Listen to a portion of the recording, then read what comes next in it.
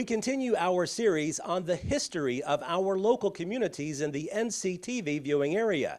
This week, we head to the Bluegrass State and learn about the history of Scottsville. Around 4,300 people call Scottsville, Kentucky home. The city has been around for more than 200 years. The plans were laid out for this city in 1816, but it was established in 1817. And it was named for Charles Scott, and he was a brigadier general in the American Revolution. And actually, he was really a war hero. He was even at Valley Forge with George Washington. And after it was all over, he was friends with Isaac Shelby, and he ran for and was elected as the 4th governor of Kentucky. And that's how we got our name, was his Charles Scott. And originally, Scottsville was actually Scottville, but then through the years it became Scottsville. Judy Hurt Cowan serves as president of the Allen County Historical Society. She and other volunteers help those wanting to learn about family history. Our job is to help people find their genealogy. If you're searching for ancestors, if you need help in any way, we're here. Right now, we're here on Tuesdays and Thursdays from 11 to 3. But you can call and leave some message on the phone and we'll get back with you.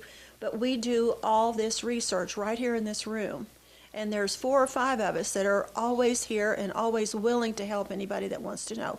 We have a real good group of volunteers that we're more than, as June has said, we are more than an organization like that. We have become friends, like almost like family.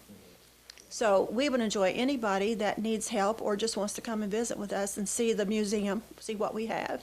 And there's a lot of history to be learned here since settlers first moved to the Allen County town in the 1800s. Scottsville is the county seat of Allen County. They've had quite a few courthouses here. Well, there was a log courthouse first, and then after that, it was a octagon, they call it an octagon house, an octagon-shaped house.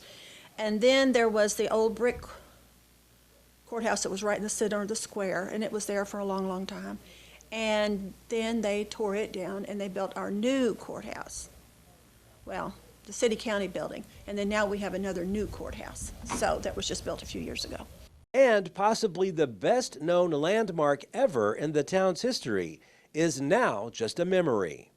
The Jacksonian Hotel was a wonderful place, and back before I-65, anybody that was up north, if they were going to Florida on vacations or whatever it was, everybody came through Scottsville. You had to, because 31 led right through here.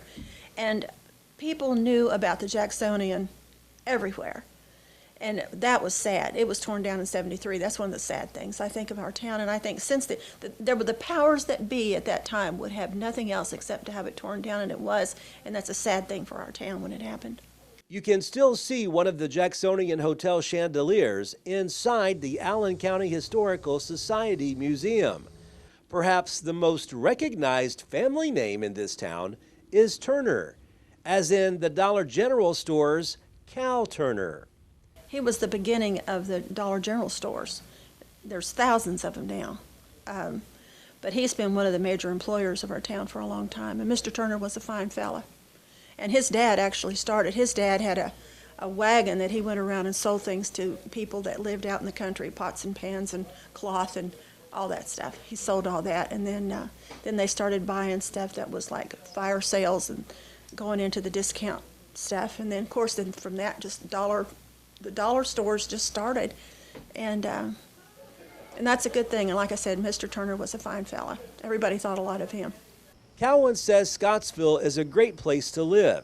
She says more young people are staying home now and not moving away, with several local companies in the city that provide good jobs. This city has come a long way from its humble beginnings, a town Charles Scott would be proud of today. Next week, we'll head to eastern Macon County and learn about the history of Red Boiling Springs. Reporting from Lafayette, Barry Hyatt, NCTV.